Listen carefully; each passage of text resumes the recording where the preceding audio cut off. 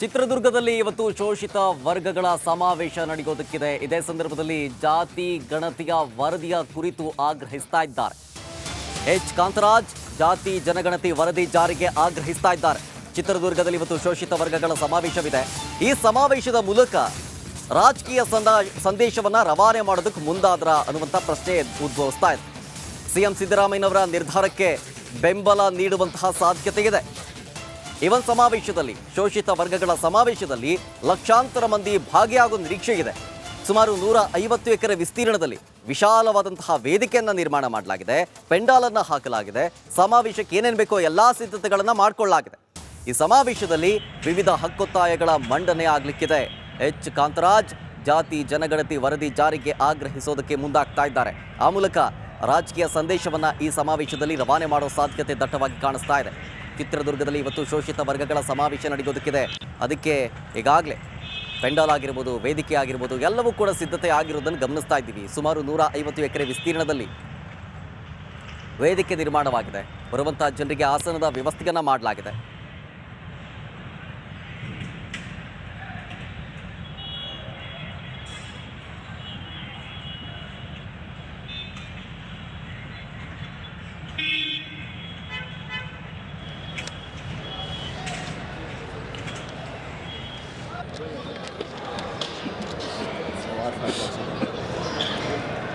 ಈ ಜಾಗೃತಿ ಸಮಾವೇಶವನ್ನು ಶೋಷಿತ ಸಮುದಾಯಗಳ ಮಹಾ ಒಕ್ಕೂಟ ಮತ್ತು ಹಿಂದುಳಿದ ಜಾತಿಗಳ ಒಕ್ಕೂಟ ಇವೆರಡರ ಸಂಯುಕ್ತಾಶ್ರಯದಲ್ಲಿ ಮಾಡೋದಕ್ಕೆ ನಾವು ತೀರ್ಮಾನ ಮಾಡಿ ಈಗಾಗಲೇ ಎಲ್ಲ ಸಿದ್ಧತೆಗಳನ್ನು ಕೂಡ ನಾವು ಮಾಡ್ಕೊಂಡಿದ್ದೀವಿ.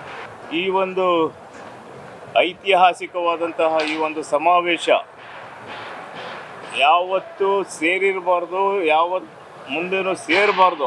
ಆ ರೀತಿಯಲ್ಲಿ ಜನ, ಈ ಒಂದು ಶೋಷಿತ ವರ್ಗದ ಜನ ಈ ಒಂದು ಸಮಾವೇಶದಲ್ಲಿ ಭಾಗವಹಿಸುವಂಥ ಒಂದು ನಿರೀಕ್ಷೆ ಇದೆ. ಈ ಒಂದು ಸಮಾವೇಶವನ್ನು ಸುಮಾರು 150 ಎಕರೆಗಳ ಜಾಗದಲ್ಲಿ ಇದನ್ನು ನಾವು ಸಿದ್ಧತೆಗಳನ್ನು ಮಾಡ್ತಾ ಇದ್ದೀವಿ. ಈ ಸಮಾವೇಶದಲ್ಲಿ ಈ ರಾಜ್ಯದ ಮುಖ್ಯಮಂತ್ರಿಗಳಿಗೂ ಕೂಡ ನಾವು ಆಹ್ವಾನವನ್ನು ನೀಡಿದ್ದೇವೆ. ಅವರು ಕೂಡ ಈ ಒಂದು ಸಮಾವೇಶದಲ್ಲಿ ಭಾಗವಹಿಸ್ತೇನೆ ಅಂತ ಒಂದು ಮಾತನ್ನು ಅವರು ಹೇಳಿದ್ದಾರೆ. ಅದೇ ರೀತಿ ಉಪಮುಖ್ಯಮಂತ್ರಿಗಳಿಗೂ ನಾವು ಈ ಒಂದು ಸಮಾವೇಶಕ್ಕೆ ಆಹ್ವಾನ ನೀಡಿದ್ದೇವೆ. ಉಳಿದಂತೆ ಎಲ್ಲ ಶೋಷಿತ ಸಮುದಾಯದ ಮಂತ್ರಿಗಳು ಮತ್ತು ಎಲ್ಲ ಶೋಷಿತ ಸಮುದಾಯದ ಹಾಲಿ ಮಾಜಿ ಸಚಿವರುಗಳು, ಹಾಲಿ ಶಾಸಕರು, ಮಾಜಿ ಶಾಸಕರು ಹಾಗೂ ಸಮಾಜದ ಮುಖಂಡರುಗಳನ್ನು ಎಲ್ಲರನ್ನೂ ನಾವು ಈ ಒಂದು ಸಮಾವೇಶಕ್ಕೆ ಆಹ್ವಾನ ನೀಡಿದ್ದೀವಿ. ಈ ಜಾಗೃತಿ ಸಮಾವೇಶವನ್ನು ಶೋಷಿತ ಸಮುದಾಯಗಳ ಮಹಾ ಒಕ್ಕೂಟ ಮತ್ತು ಹಿಂದುಳಿದ ಜಾತಿಗಳ ಒಕ್ಕೂಟ ಇವೆರಡರ ಸಂಯುಕ್ತಾಶ್ರಯದಲ್ಲಿ ಮಾಡೋದಕ್ಕೆ ನಾವು ತೀರ್ಮಾನ ಮಾಡಿ ಈಗಾಗಲೇ ಎಲ್ಲ ಸಿದ್ಧತೆಗಳನ್ನು ಕೂಡ ನಾವು ಮಾಡ್ಕೊಂಡಿದ್ದೀವಿ. ಈ ಒಂದು ಐತಿಹಾಸಿಕವಾದಂತಹ ಈ ಒಂದು ಸಮಾವೇಶ ಯಾವತ್ತೂ ಸೇರಿರಬಾರ್ದು, ಮುಂದೇನೂ ಸೇರಬಾರ್ದು. ಆ ರೀತಿಯಲ್ಲಿ ಜನ, ಈ ಒಂದು ಶೋಷಿತ ವರ್ಗದ ಜನ ಈ ಒಂದು ಸಮಾವೇಶದಲ್ಲಿ ಭಾಗವಹಿಸುವಂಥ ಒಂದು ನಿರೀಕ್ಷೆ ಇದೆ. ಈ ಒಂದು ಸಮಾವೇಶವನ್ನು ಸುಮಾರು 150 ಎಕರೆಗಳ ಜಾಗದಲ್ಲಿ ಇದನ್ನು ನಾವು ಸಿದ್ಧತೆಗಳನ್ನು ಮಾಡ್ತಾ ಇದ್ದೀವಿ. ಈ ಸಮಾವೇಶದಲ್ಲಿ ಈ ರಾಜ್ಯದ ಮುಖ್ಯಮಂತ್ರಿಗಳಿಗೂ ಕೂಡ ನಾವು ಆಹ್ವಾನ. ಬೆಳಗಾವಿಯ ಪ್ರಾಬಲ್ಯಕ್ಕೆ ರಮೇಶ್ ಜಾರಕಿಹೊಳಿ ಒಂದು ಮೆಗಾ ಪ್ಲಾನ್ ಅನ್ನು ರೂಪಿಸ್ತಾ ಇದ್ದಾರೆ. ಒಂದೇ ಕಲ್ಲಲ್ಲಿ 3 ಹಕ್ಕಿಯನ್ನ ಹೊಡೆದುರುಳಿಸುವಂತಹ ಪ್ಲಾನ್ ಅನ್ನ ರಮೇಶ್ ಜಾರಕಿಹೊಳಿ ಮಾಡ್ತಾ ಇದ್ದಾರೆ. ವಿರೋಧಿಗಳ ವಿರುದ್ಧ ಲಿಂಗಾಯತ ಅಸ್ತ್ರವನ್ನ ಪ್ರಯೋಗ ಮಾಡೋದಕ್ಕೆ ರಮೇಶ್ ಜಾರಕಿಹೊಳಿ ರಣತಂತ್ರವನ್ನ ರೂಪಿಸ್ತಾ ಇದ್ದಾರೆ. ಬೆಳಗಾವಿಯ ಲೋಕಸಭಾ ಎಲೆಕ್ಷನ್ ಅಖಾಡಕ್ಕೆ ಶೆಟ್ಟರ್ ಅವರನ್ನ ಕರೆತರೋದಕ್ಕೆ ಭಾರೀ ಕಸರತ್ತು ನಡೆಸ್ತಾ ಇದ್ದಾರೆ. ಈಗಾಗಲೇ ಇದ್ರ ಬಗ್ಗೆ ಶೆಟ್ಟರ್ ಅವರ ಬಳಿ ಮನವಿಯನ್ನ ಕೂಡ ಜಾರಕಿಹೊಳಿ ಮಾಡಿಕೊಂಡಿದ್ದಾರಂತೆ. ಬೆಳಗಾವಿ ರಾಜಕಾರಣದ ಹಿಡಿತ ಕೈ ತಪ್ಪಬಾರದು ಅಂತೇಳಿ ರಮೇಶ್ ಜಾರಕಿಹೊಳಿ ರಣತಂತ್ರವನ್ನ ರೂಪಿಸೋದಕ್ಕೆ ಮುಂದಾಗ್ತಾ ಇರೋದು. ಬೆಳಗಾವಿ ಲೋಕಸಭಾ ಅಖಾಡಕ್ಕೆ ಜಗದೀಶ್ ಶೆಟ್ಟರ್ ಅವರನ್ನ ಕರೆತಂದ್ರೆ ಒಳ್ಳೆಯದು ಅನ್ನುವಂಥ ಪ್ಲಾನ್ ಅನ್ನು ಅವರು ಇಟ್ಕೊಂಡಿದ್ದಾರೆ.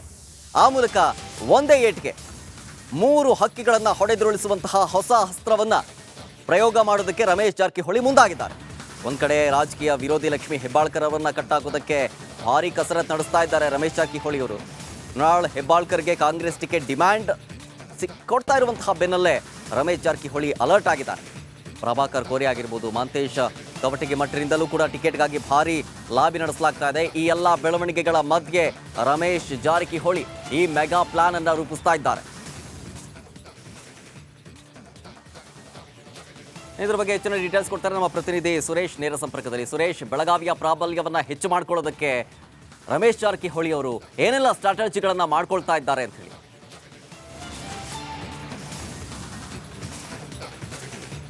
ಶರತ್, ಬೆಳಗಾವಿ ರಾಜಕಾರಣ ಅಂತ ಅಂದಾಗ ಪ್ರತಿ ಬಾರಿಯ ಚುನಾವಣೆಯಲ್ಲೂ ಕೂಡ ಕ್ಷೇತ್ರಗಳು ಭಾರಿ ಮತ್ತು ಬೆಳಗಾವಿ ಜಿಲ್ಲೆ ಸದ್ದನ್ನು ಮಾಡ್ತಾ ಇರ್ತಕ್ಕಂಥದ್ದು. ಅದೇ ನಿಟ್ಟಿನಲ್ಲಿ ಈ ಬಾರಿಯೂ ಕೂಡ ಲೋಕಸಭಾ ಕ್ಷೇತ್ರ ಸಂಬಂಧಪಟ್ಟಂತೆ ಈಗ ಬೆಳಗಾವಿ ಕ್ಷೇತ್ರ ಮತ್ತೊಮ್ಮೆ ಸದ್ದು ಮಾಡ್ತಾ ಇರ್ತಕ್ಕಂಥದ್ದು. ಕಾಂಗ್ರೆಸ್ಗೆ ಹೋಗಿ ಮತ್ತೆ BJPಗೆ ಮರುಸ್ಪರ್ಧೆ ಆಗಿರುವತಕ್ಕಂತಹ ಜಗದೀಶ್ ಶೆಟ್ಟರ್ ಅವರನ್ನು ಬೆಳಗಾವಿ ಲೋಕಸಭಾ ಕ್ಷೇತ್ರದಿಂದ ಕಣಕ್ಕೆ ಇಳಿಸಬೇಕು ಅಂತ ಹೇಳಿ ರಮೇಶ್ ಜಾರಕಿಹೊಳಿ ಅವರು ಕಸರತ್ತನ್ನು ಶುರು ಮಾಡಿರ್ತಕ್ಕಂಥದ್ದು.